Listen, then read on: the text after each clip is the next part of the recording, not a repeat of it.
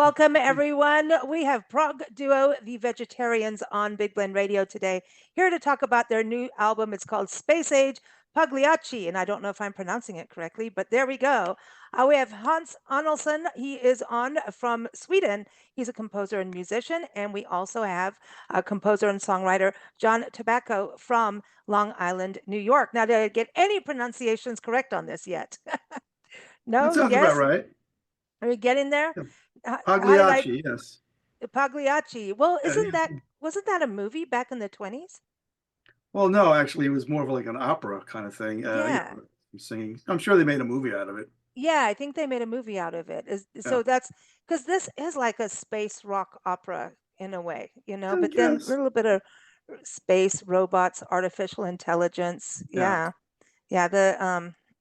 It's kind of interesting also with the name of your duo, the Vegetarians, because vegetarians are having to eat all kinds of alternatives too. It's like it's not artificial food because it's food, but it kind of goes with that. Sure. How did you come up with the name the Vegetarians? Hans, you want to tell us about that part? Yeah, I started working as with Vegetarians in around early 2000. I actually met an American musician here in Malmö, and I started. His name is also John. He was living here in Malmö and found a girlfriend. So we started together and made some music, and we just came up with that name, because we were both vegetarians. I'm a vegetarian actually, or pescatarian, so I eat fish and things. But so you got to have a name, and since no one, I don't. There might have been some group called the Vegetarians, but before, but no one that was really using the name at the time. So I thought that was a good name, and so we just started using that. But it doesn't mean that people we are working with or I'm working with has to be a vegetarian. It's not. I mean, that's no. I can work with anybody, and it's not that thing. But you got to have a name. Yeah, you do. And the Vegetarians, I thought that was great. We can play your music on Meat Free Monday. Exactly. And hey, January, you got a whole month. You've got Veganuary, if I said that right. Actually, the next interview I'm recording is all about veganism. So there we go. This is apparently a day where I'm supposed to not eat bacon, and I didn't. No. I didn't. I had a vegetarian breakfast, so that's good. John, tell me how you met with Hans. How did this collaboration come together? He got in contact with me. I think you heard something I had done, probably the second arrangement, I think it was. Was it Steely Dan tune or something? No. I heard you through our friend Andrew Greenaway. Yes, Andrew, of course. In The Idiot Bastard Son. He released a couple of records with music covers by Frank Zappa, and I think you were on the first one where he like 20 versions of Idiot Bastard Son, and I did one version as Vegetarians, and I think you did, and then I just checked you out because I needed a guy to do the singing and write the lyrics because I'm not much of a singer, and I don't do lyrics in English because if you don't know the language really, English is not my first language, but so I would like to have the real thing, and so I think I reached out to you because we had the Zappa thing in common, and you played on Zappanale in 2007, I think, with 2002. It was the 13th anniversary. Okay, with when they did the statue and stuff, all that stuff, and all the mothers were there. Yeah, and with Nigel Lennon. Nigel Lennon, yes, the author was unfortunately. Yeah, and I played there with the Vegetarians in 2011. So it actually was the Zappa connection that brought me together with you. I thought that maybe we could find some common ground, and it was easy.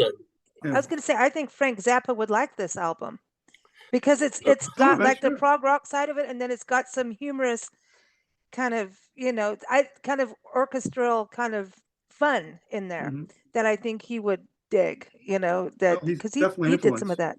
Yeah, I think so. But man, John, you've got an incredible voice.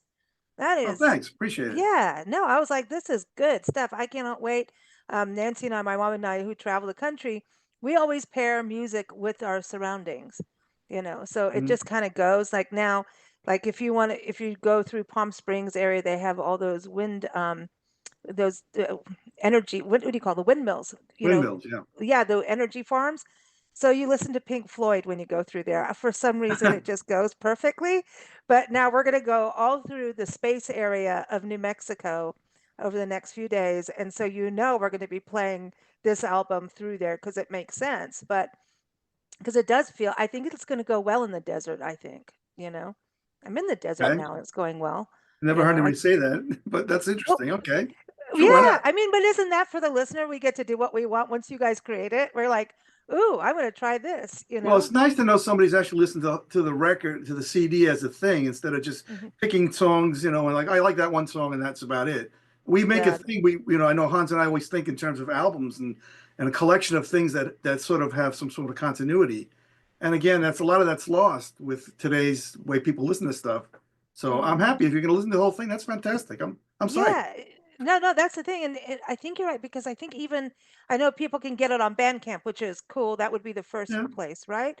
For the streaming version. And most then, comprehensive. Yeah. yeah, and then you go to Spotify, and I think Oh, Spotify will mess up the playlist, like according well, they they should be in once in a order of the album if you go and click on the album. It should be. yeah, I think it just there's some interesting things with it, but everyone can get it there too, which Yeah, is cool. everywhere. And then and you Listen, said, do you have a CD? yeah, I Yeah, just wanted that's a to say rarity. that. Yeah, I have pressed 100 CDs that Oh, you can buy. Yeah, that you actually can buy from Bandcamp. oh wow, that's cool. So Yeah, people can get and an and actual CD. they are also numbered. They're So from it's one to limited. yeah, limit. Yeah, it's a limited edition. Yeah. I found a pressing plant in Estonia actually that could do 100 um, CD Wow. on Glassmaster, which is the way you do CDs You gotta make it instead of doing just copy CDRs. So it's made with Glassmaster. And usually you have to press like a minimum of 300 and that costs too much, and there's no way we're gonna at this point at least sell 300 CDs, and so 100 it was, but they are available from our site, the Mm. vegetarians on Bandcamp. Okay, that's awesome. So everyone, you can Yeah, get it there. That would make a absolutely. great holiday gift too. I think for you've got a friend that's into rock or prog rock. I mean, I know it's prog rock, but it's still to me a little bit of classic rock vibe is in there. Like I right. feel Absolutely. certain bands, like some one of the songs, I kind of felt like I was in a little bit of a Kinks zone in there. The Mhm. Kinks were, Yeah, sure, there's a sure. little bit of everything. It's not like it's not it's just it's a feeling, if that Yeah, makes sense, that you Yeah. get yeah. when you listen to them. Mhm. But let's talk about artificial intelligence. In fact, we have a panel that we're going to be airing real soon next to your show too. Right.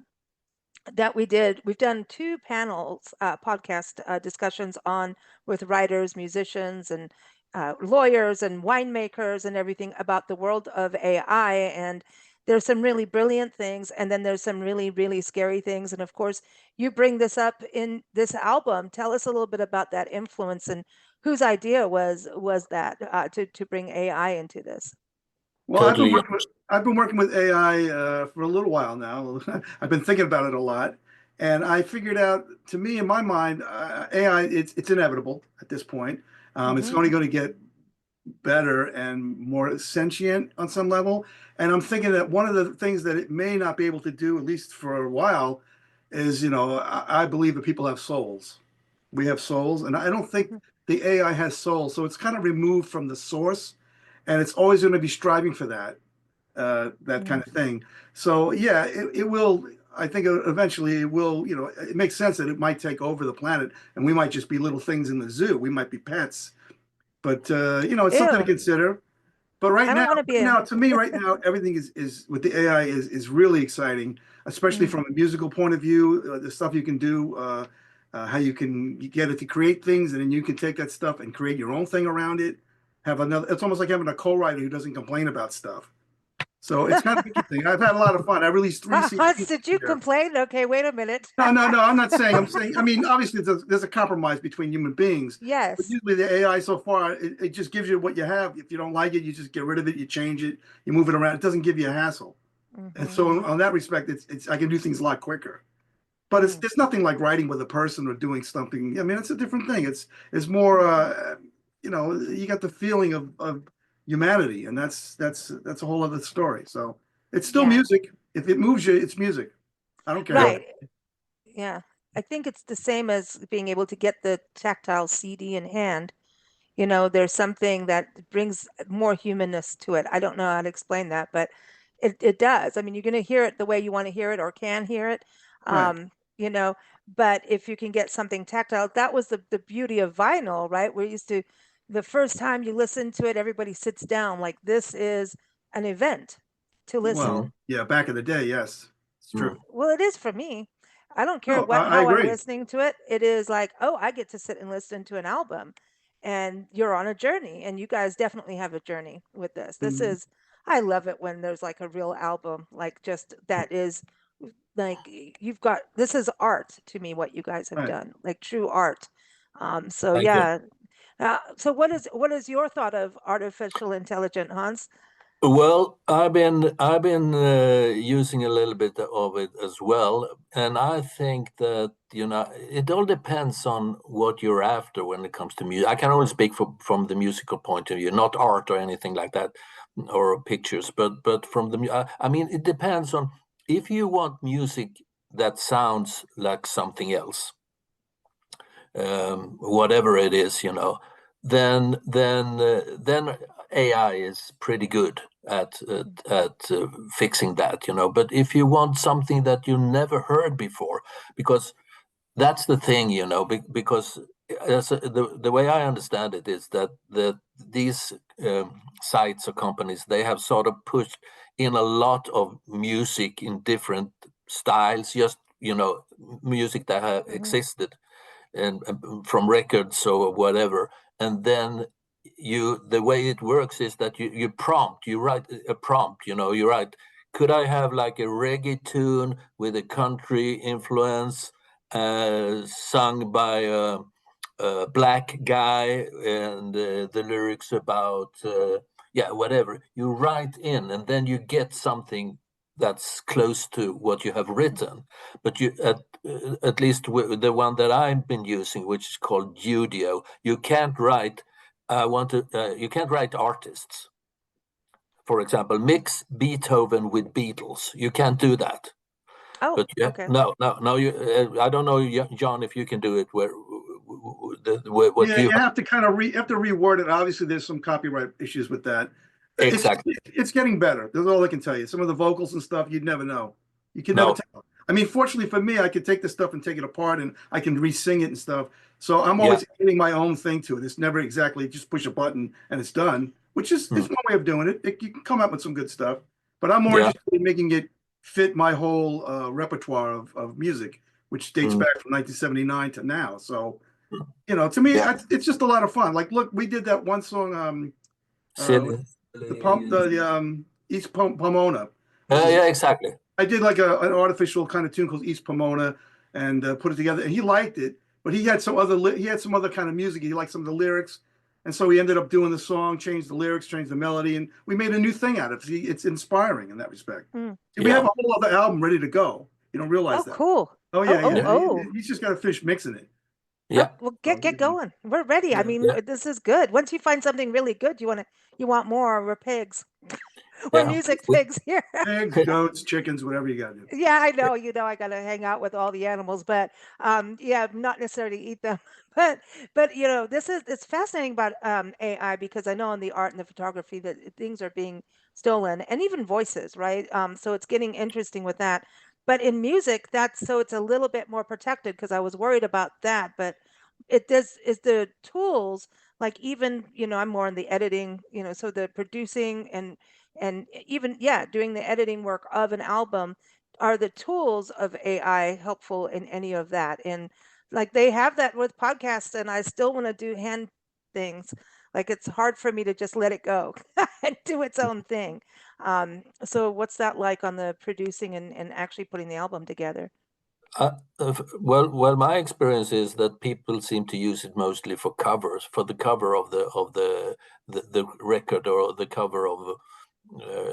I mean, if you upload something on Spotify, if it's like a single or whatever it is, you need some kind of picture. Mm. Yeah, and I guess that's what people at this stage is using AI. But I also suspect, that a lot of songs or music on for example, Spotify, are AI generated. And like, if you want to have, like, there are albums with piano music, like romantic piano music. If you prompt that, you can get hundreds of versions of romantic, slow romantic piano music, or cinematic cinematic piano music, for example. If you prompt that, you can get a lot of and the thing is that if you don't like that version that they do, you just erase it, delete it, and then you do a couple more, and then you can pick out. So I think that a lot of especially the instrumental music, because sometimes you can hear it in voices, like John said. The voices is sort of, it doesn't really sound like a real singer, but anything with instrumental things, is really much easier, I think, to do. And if you want something and you know what you want, and it's a genre or a style, let's say you want a string quartet in whatever, and whatever, like a string content from the classic string quartet, you could probably prompt that, get something that resembles Mozart or Haydn or Beethoven or whatever, and in most cases maybe that's totally okay, because you're using it for a commercial, you're using it for a sequence in whatever, and maybe there's some commercial potential in that, because there are people who want to hear that, but what it will be in the future is it's up for grabs. I've read that people think that Spotify or the record companies, they would start releasing AI versions of pop music or rap music or whatever it is, because then they don't have to pay anyone. It's Spotify could have their own artists, and then they just pay. Don't have to mess with artists or record companies or anything. I don't know if that's likely, but like I said, John said, if you hear something, if you hear some music and you like it, it doesn't really matter how it was done. I mean, you listen to something, and you say, "Oh, that's a good tune," or "This was interesting," or "I liked it," and then it's only later that you say, "Oh, but who is this band, or is this artist, or whatever," When you hear something initially, you don't think about how it was done, whether it would be AI or a combination of whatever it is. So, I don't know where it will end, or where probably I think that you can't just get rid of it. We can't get rid of it, No, and I think what you guys both are smart about it, about using it instead of ignoring it and having intense fear, because there's a lot of fear around it, right? And what you're saying with Spotify, that is a danger. However, that would be biting the hand that feeds you, because eventually you're going to run out. I know we only have so many notes, but there's so many things we do with it. But if you're just going to keep regurgitating and regurgitating, eventually I think you'll spin out of stuff. You know what I mean? And you're still going to have somebody input the creativity to make those songs happen. Yeah. I think it, and people want that human connection. I mean, look how people are about celebrities. They Yeah. are. They want to see. I mean, I don't know what that is all about, but we're all Mm. human, maybe. Mm. Mm. And Maybe. one thing that it won't, it can never compete with is the live situation. I No. mean, I don't think that people will go and pay a ticket for listening to AI music live Mm, played by a player. mm. I mean, the live performance is, of I course, think you it's going to can. go up in value. I think Yeah, it's going to yeah, go. I yeah, think because the arts will go up in value through this. maybe Hmm. maybe that's because you can't use, as far as I understand, you can't use AI in a live situation and have people actually paying for a ticket. Mm, yeah. Well, So holographic John, stuff is not going to what happen. what do you Oh think? yeah. Holograms. It'll Oh be yeah, programmed maybe. like a holodeck, like on the Star Trek Next Yeah, Generation holodeck, and it'll yeah, interact. And basically, as long as you can have input in it, that I have no issue with it. It's a tool, just like a yeah. drum machine. It didn't put Mm. drummers out of business. We used it No. as a tool. I'd love to Mm. see drummers really play live. But what if there's a hologram of somebody playing and it sounds Mm. great and it's able to interact with the public, which is it's going to happen. I think it's going to happen. Yeah. Mm. Well, I mean, So they're talking about AI helping people that are lonely and they having someone to talk to. And if of something's course, going on, I mean, and people go, "Oh, that's really bad." And I'm going, "Well, is it?" Because if someone is in a lonely space, that could be deadly, actually. That could be very not good. And if they're, not, yes, I think humans should be involved, but sometimes people are isolated for all kinds of reasons right, that would keep some level of sanity, you know what I mean? Some level of sure, connection, even though if it's, I mean, it still comes from humans in a way. It's absolutely, kind of sure, it's fascinating. I think your album just kind of brings all these kind of like it makes it fun and interesting and you still question, you know what I mean? It's a fun album to listen to and think also about space. I mean, right. that's a whole other deal, right? Because it's all connected. We're Right. all connected in this I think some of universe. the music, a lot of the music that Hans provides me a lot of times has kind of a spatial quality. Again, it's progressive. And so it doesn't seem like it needs like just love lyrics, which are not hard to write. It just seems to be, it's more interesting music. So let's have some interesting lyrics without getting too crazy. I want people to still understand it. So it gets a little bit, it's a challenge, definitely. I have to change melodies around and do things and stuff like that. But again, Hans is like extremely open to different ideas. And that's what you need. If you want to write with a person, they have to be open minded. And Mm. if they don't like it, then they say, well, I don't like it. But in this case, we seem to work pretty well together. I don't know. I guess we have the same musical mentality on some level, I guess. I'm Oh, not sure. Yeah, yeah. It's very yeah. easy. Yeah. If I knew exactly what I wanted, I could probably come up with myself. I also I since I'm not, as like I said, a really good singer. If John is changing the melody to something else, that's totally fine. It's more of a sketch, Right. and sometimes when I get the vocals back, because we send our music by internet, files. Mm-hmm. Sometimes when I get the vocals back, I sort of rearrange some things. I can change the chords under it based Right. on what John has done. I can extend the song, I can make a radio edit. I can make it shorter. I can do a lot of things that, based on what John has done. Mm. Yeah. So you have to go with John's voice. I mean, that's Yeah. because Yeah, that's of where, course, of course. I like his oh, voice. I think oh he's my a great gosh, singer. yes. Yeah, He's a great fantastic. singer and a great lyricist. So even if I don't understand everything he's singing about, but it doesn't really matter.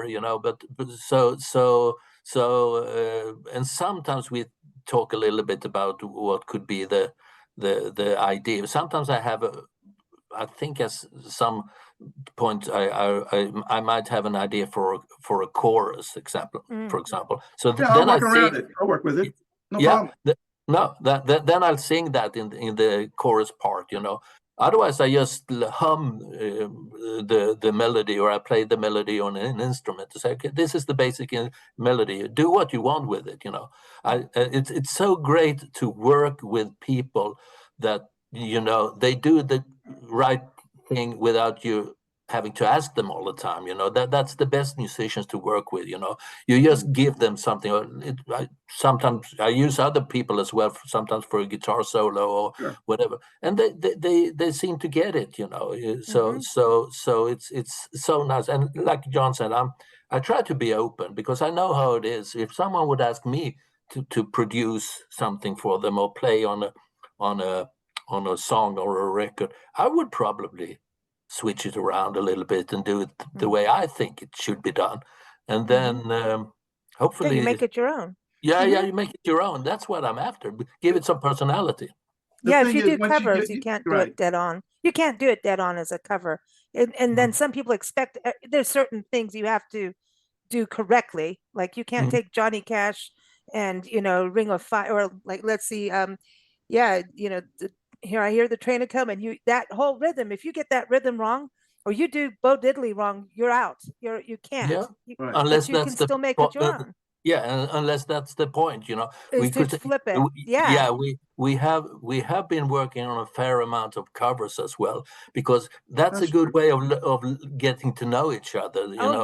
Yeah. When I started with the other guy, John, in early 2000, we started doing covers, because that's how you get to know each other. But we have done.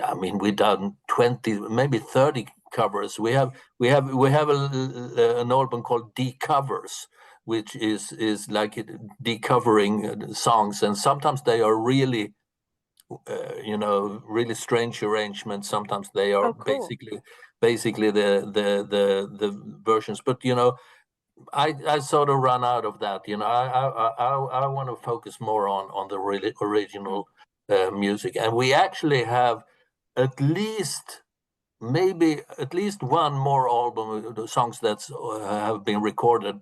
Some of them haven't been mixed yet. So we are one or two albums. We have songs for that in the can.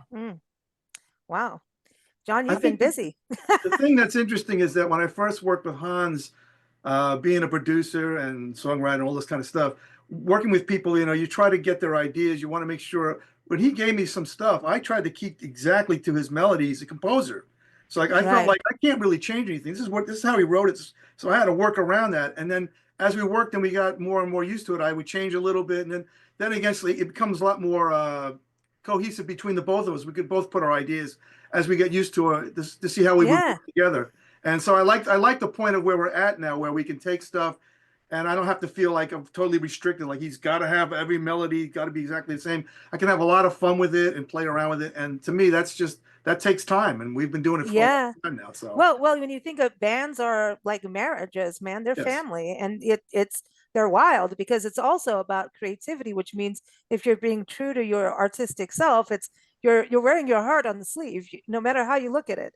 And so when you mess with someone's arrangement or something, it's like, no, it's not that I think it's bad. I just like this goes here, like so. It's a puzzle together. It's a puzzle, just like the cover of our picture of the album. I love the cover. Tell everybody about the cover of the album. I love it. Well, the cover really on people's walls. Yeah, well, the cover is Pagliacci was the guy singing to the girl, and really what it was is my mom used to make miniatures. She won a lot of awards, and that one won an award. She made the miniature, and I took a picture of it, and I just modified it with the faces a little bit, changed them around. But basically, it's my mom's miniature, who unfortunately passed away a year ago today. But she was brilliant at building miniatures. She's won a lot of awards, and that just sort of worked. It's something to do with music, and it makes you question. There's something more. Like when you see the cover, you're like, there's something more. There's a lot. What's interesting is what Hans did, and I didn't even get this when he was doing it. He would release singles from the album before the album was all together, and I'd see the picture of part of the Pagliacci picture, and I couldn't really understand it. Then I realized he had taken it and made a little puzzle out of it. So every time a release came, the puzzle got more and more clearer. That's cool. Eventually, you saw the thing in the picture of what it was. That was a brilliant idea. I didn't. Yeah. You guys are smart. Yeah. I think I think that's a good way, at least for me, to do that, to release a song, basically one a month, one song per month, and then instead of having different covers all the time, you could do that, but since I had this cover, I made a puzzle out of it, It's very good. so yeah, something changed it all the time, because I think I think it's easier to get traction if you release steady all the time, instead of doing an album and then wait 2 years to do another one. So if you keep the small audience that you have getting, keep them interested in releasing stuff all the time, and then you can decide, okay, now I've released like 12 singles, then I can decide which of these are going to be on the album.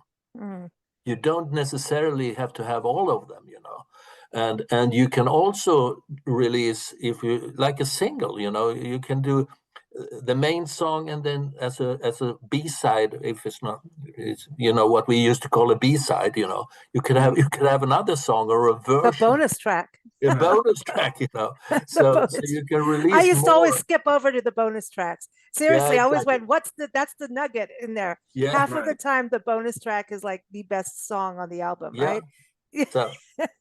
But anyway, so I think that is becoming more and more common, that people sort of go away a little bit from the album, the album, because what I do on Spotify, I rarely listen to a whole album.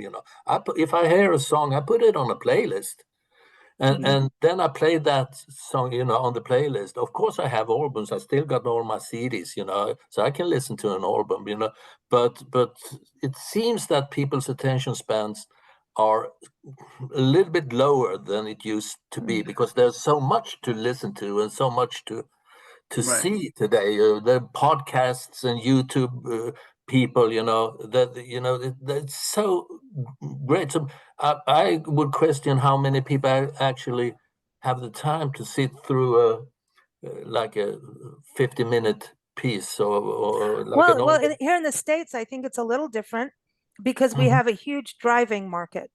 And so I think, then I know that from the podcast, but like we have huge European audience, we have all over the world, but it's obviously USA is bigger, right? And people drive, or they're taking a train if you're in England, right? And they're listening when they do that. And they listen, I mean, at this point too, even when it comes to books, so you have digital books, your Kindle things, ebooks, you have hardcover, paperback, and then you have the audio, and the audio is starting to take out everything, because people can work and listen. They clean house and listen. Like, listen, who wants to clean a house without good music? It's not happening for me. Pump it up, So I think we have a lot of listening time, and the way we consume video has changed too. I know here we're talking, people really, what they do is they see who's talking, and then they listen, and then they'll peek in. Are they still talking? Is it still the same people? They peek in. It's not like they sit and watch it as a TV talk show for an hour. We're a little different. And I think what I love about you two is that you're working together and going, oh, but we can do this. Whereas a lot of times we limit ourselves in our minds, right? Oh, we can't do this. This hasn't been done, or there's fear. And, fear is like, yes, have fear. Like if you see a bus coming, you're in your path, move. And that's fear. That's your good fear, but you guys seem to embrace whatever's happening and see, well, how can we use this, with what's in front of us? But again, you're mentioning fear, and I think the fear, we actually mentioned that on the CD a little bit. There's lots about that. And really what I come to think about this place is this earth is based, a lot of it's based on fear. And we got to get beyond that. It's ridiculous. It should not control us, and that's what bothers me. Fear makes anger. Fear. Yeah, exactly. And it's a negative energy, and who's living off of that? Well, I wonder, I can't imagine, but I'm saying. Don't start me. You got to, yeah, right, exactly. You got to get beyond the reptilian mindset. That's the way I have to look at it. To me, music and what we're doing is vibrations, and it's a source material. I didn't have much of a choice. I just got into the world of music, and it made total sense to me. How could you not be doing music, don't art, it's understand creativity. anybody who doesn't listen to music. I've met like That's two people in suspicious. my life, and yeah, I'm like, oh my gosh, I don't know if I can be around you if you don't care about music. Music is food to me. That's I Exactly. told you I'm a pig. It is a food, but it's also an emotional food. It's therapy. It's Yep. joy. It gets you through really bad times, even if Yep. it's the saddest song on the planet. We do whole shows on this all the time. It's like in its nature.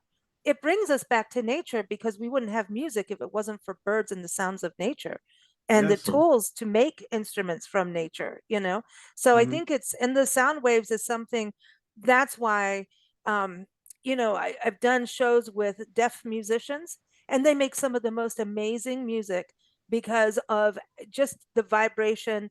They have you on bass a little bit, but I'm like amazed what they create. Yeah. And it's through this vibration where we have a language. So the lyrics are important to a lot of people. I love good lyrics, right? But I listen to all kinds of music in all kinds of languages. And if I don't know, I'm like, I start like trying to say stuff and I'm totally bastardizing and ruining whatever language that was. But it's fun. Hmm. And you start to be curious, like, I wonder what are they saying? And now with technology, we can see the lyrics and start to actually learn and understand. Right. So I think that part's super cool. Well, the thing is, words are very, very powerful. I don't Mm-hmm. think some people don't realize it, but they are because you say something negative to someone, it'll stick with them for a long, long time, and they cast spells, words. But music is different. Music is like it makes you dream. So when Mm. I write the lyrics and stuff, a lot of times I have to think twice. I'm like, think about what you're saying here, because someone might take this and take it internally, and it could affect them. So, I try to be somewhat thoughtful without trying to be completely negative about stuff, which is it's very easy to draw upon the negativity. But also, don't forget about the music too. It's very musical, and it's Oh, just that's one of those awesome. things where I want you to just feel something. That's all. I want I you to I feel something. I cannot wait to do this through New Mexico. I'm serious. This is going to be such perfect music. Nancy and I are talking. She always keeps asking people to write a rock opera. She's like certain bands. She's like, "Can't you do a rock opera?" And I told her, I said, "Nancy, you're not going to believe what I've been listening to." She's like, "Well, why are you keeping a secret?" I'm saying because we're going to get to New Mexico and we're going to turn it up, and you're going to have a good trip. Yeah. So I do want to ask you each about this album. If you're going to play it live, okay, who would you invite, anyone alive or passed on, to come and perform? You're going to do a show somewhere. So let's start with the venue. And you're going to bring on anybody you want for any songs. It's just Wow. like a festival surrounding this. I mean, you could do it in space. I don't care. Where would you like to, each of you, perform this? And then we can You bring start, people John. on. Yeah. Where would I like to perform it? Well, I mean, you mean if it got broadcast around the world or Yeah, something? yeah. No, yeah, it was like a band coming together and performing it. And we're going to bring band, like we're going to just, hypothetically, just for fun, where would you want to perform this album and with who? Well, it depends on the concert hall that you're in. I mean, I went to Carnegie Hall. That's a very good sounding hall. Would it be good for the Okay. music they're doing? I don't know. It might be a little too loud, but I would consider a place like that perhaps, a Hmm. good sounding acoustic place. But in terms of broadcasting it, it could be anywhere. You could put a fake background and just, it could be anything. Now I'm going for the physical. What about like Red Rocks? Because then you're outside in the Oh, outside in the desert kind of area. I mean, yeah. I Arizona don't or whatever, or yeah, there's one in Arizona, Colorado too. Colorado. Yeah, yeah. Well, that sounds like fun. Sure, why not? Yeah. You Why know. not? Yeah. Out in nature. What do you think, Hans? Well, what about this thing in Las Vegas? The Sphere. Oh yeah, the big Sphere, sphere. That sounds like a the kind of a Sphere. fun Yeah, place. yeah, I've Oh. seen that. The background there is fantastic. What you can have. I saw a show. I think it was U2 who did one there, and that would be totally great. But Yeah, they but have speakers everywhere, so they could hear yeah, every little part. yeah, yeah. But are you Lisa? Are you thinking also that we could invite any kind of person to perform You, with us, or any yes. musician? Yes, Well, I mean this is we're just creating a fun little event here. So I like yeah, both the places, and I think you're right, John. This should be broadcast too. We're in that era where we can do that. We got Might as well. Netflix, Hulu, all of that, YouTube. I'm So dreaming about that. yeah, who do you want to come on stage and perform on this? Well, well, there's well. Go Yeah, ahead. yeah. Also, I would like, of course, I would like to have Frank Zappa play my guitar solos. So I could give him like 10 minutes in every song that he wants to play, and well, it would be nice to have John Lennon to sing a couple of songs for you. And And all the people I have on my shirt here, those are all the yeah, people. Oh yeah, yeah, Beatles, I see Steely Frank. Yeah, Dan, yeah. and if Stevie we are Wonder, talking. all those guys, sure. Yeah, if we are talking about living persons, well, why not Todd Rundgren sing a couple of songs? Oh yeah. I like him, and even Donald Fagen. Maybe we could persuade him to That would to be to tough. that would do. Yeah, that's my choice. John, you go for the ones you Yeah, like. who do you want? Well, again, being brought up in the 70s, there was a lot of great players back then. So I'll stick with the people nowadays. Somebody like Hiromi playing piano. I don't know if you heard Oh of her. yeah, She's an alien, yeah, really. yeah, Sheila Gonzalez, the one that plays sax and keyboards for Dweezil Zappa, amazing. I mean, yeah. there's just a lot of amazing players out there. So I'd have to weed through it. But, the stuff that we're doing, you're going to have good players. There's no doubt about it. It's What not. about drums? You need a good drummer. Oh, well, I mean, whoever's the great drummer now, there's millions of great. Vinny Colaiuta is my favorite drummer, him and Steve Gadd. There's so many great ones out there. Yeah, Mm. Lisa, I think the problem is not finding people who can play it. Right. There are world famous. There's so many musicians that you can find. And the problem for the musicians today is who are they going to play for? Who's going to pay them to play? That's the how find a stage for them, find a where they can perform and get paid. But musicians are what do you say, a dime a dozen or whatever, There's so many good musicians, and people go, Yeah, "Oh, there's exactly. no one, no No, one good like there no, was in the no, past," and not true. that's no, that's not the problem. Mm-mm. It's but what we need is people who can write music for these musicians. Because these musicians are basically very good on their instruments. They have been practicing on these instruments since they were very young, but few of them have actually composed, from early age, and I think That's what we do. I don't know if this is a myth, but it's been said that Lennon and McCartney wrote something around 100 songs. Maybe you know about this better than me, John. They wrote together something around 100 songs before they came up with "Love Me Do," the first Right. single. Wow. I don't. Yeah, it might be a myth, but I'm not sure. But that Wow. No, shows. they had a little notebook of that stuff. You're right, about 100 songs. Yeah. Got them all out of the way, and then they wrote great tunes. But Yeah. they were So, driven. and that's what I think is missing a lot today. That you can see that on internet. People who are, young teenagers, they play fantastic. Right. But the question is, who's gonna employ them? Who's gonna?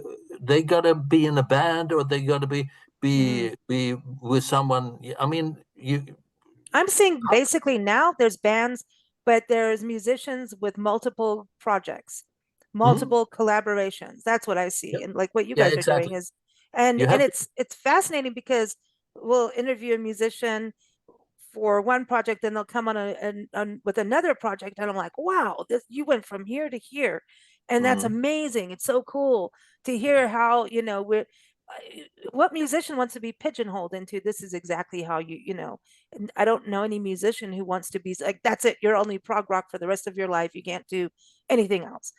Why be limited? And so it's interesting to see musicians keep stretching and stretching and stretching. It's Yeah, and I awesome. think it's also an economic thing here, because if you're going to support yourself as a musician, you need to have a lot of projects going on, Right. in different styles, because there's only so many people who can play with Taylor Swift or whoever needs musicians, So I have friends and people we know. For example, a guy called Mike Keneally who played with Frank. He plays with a lot of bands and he can't support himself doing his own music.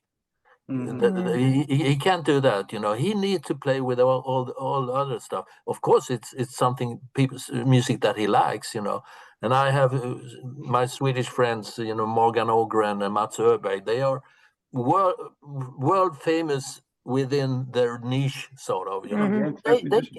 They can basically not support themselves doing their own thing. They have to play with other people in order to support themselves if they're gonna work. In my case, I've never had that idea. I've never had the opportunity. And for me, it's always been, I want to do my music. I'd rather be a music teacher, which I love. I love teaching. So I supported myself being a music teacher and a preschool teacher. Awesome. Yeah. So that's my, I'm just working a couple of years more, then I retire. But anyway, so I have always separated that because I was totally sure that, that it was impossible for me to support myself doing the music I want. Not that music is better than anything else, but that's the music I want to do. You want to do your integrity. Yeah, it's integrity. I'm not really a musician that can play anything in any style. They're like that. I want to do my own thing. And that's the thing. So I've never had that thing. I've supported myself being a teacher. Oh, everyone's got a different way to do it, and I respect all of it because it's, at the end of the day, it's creating what you want to create. And to me, that's why I said with this album, to me, is true art, because it's just, when you're listening to something special that was well put together, that was just crafted. It wasn't just, let's throw some songs together and call it an album. This was crafted, to me. That's how I take it. You've been doing it for a long, long time. And, I'm a recording artist. That's what I've always done my entire life. I've managed to live a life like that, which is crazy, but you manifest what you want. That's the way I look at it. And so, somebody like Hans, very prolific. I'm very prolific. We've been doing it for a long time. So it's not a question of, this is something that we do. So if you hear the album and you think, well, it's well put together, whatever, like, this is just kind of what we do. Yeah, it's you're well practiced. It's your life's work. Yeah, it's a life's work, exactly. And I figure people like to collect stuff. So if they're interested in what we do, they have a lot of things to collect. And that's what I did as a kid. I collected all Zappa music and the Beatles. I love that stuff. No one had to tell me. Remember all the stickers? Remember stickers? I love all of it. Yeah, stickers. Exactly. Yeah, But I'm hoping for people. I hope people hear stuff and they delve in further and see all the great work Hans has done, see all the work I've done. I got hundreds and hundreds of things out there, and it's all connected. It's all one big personality of a piece of art. Is it worth anything? Well, it's worth something to me, and I know some people like it, so why not? Hey, you made me happy, so thank you. I know our audience is going to enjoy it, and I want everyone to know, if you go to the episode notes of this podcast, you'll see the links for Spotify, Bandcamp, and to both Hans and John's website, so everyone can connect with you there. And then we'll get this up on our site as well, this podcast, once it airs. And I think we're going to have to make a jigsaw puzzle for people to do a jigsaw puzzle of the cover while they listen to the podcast. What do you think about that? It'll be fun. Absolutely. I think it's great. We do lots of puzzles on our websites, tons of puzzles, just because it's good for people to calm down, listen. That's how people listen to a lot of podcasts. They do their puzzle. It's good for your brain and your hand-eye coordination. And it just makes everyone calm down. So I think it'll be good. It'll be good. Well, thank you both for joining us. I'm so glad to hear your music and to talk with you both. Thanks. Thank you, Lisa. It was a pleasure talking to you, and pleasure to see you, Jan, for the first time in real life. I know, same here. You look exactly the same, just smaller. Yeah. It's just...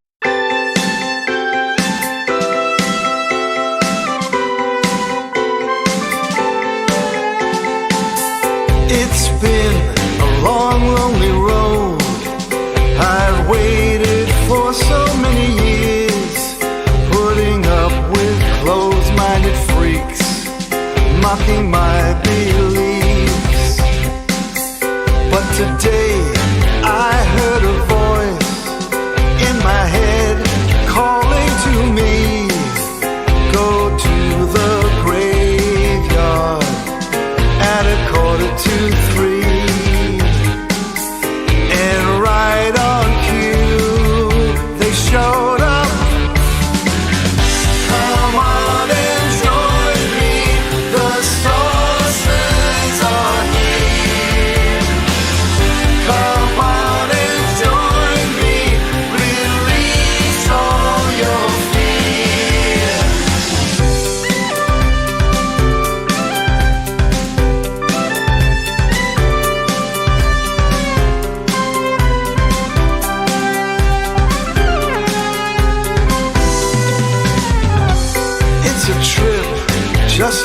I dreamed. You don't need any money in the bank. The vibes are glowing. Pure love and knowing we're not alone.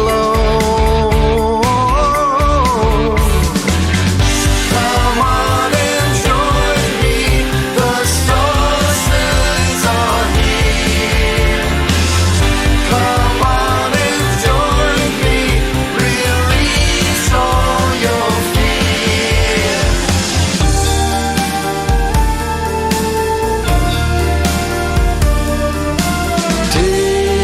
Distant cousins,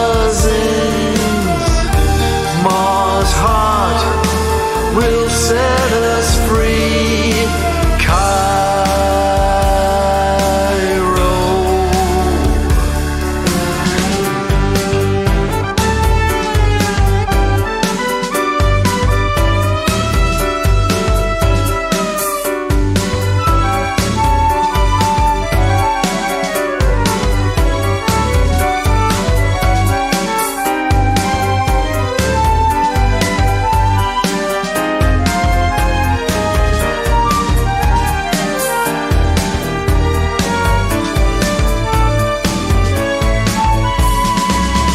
Come on and join me.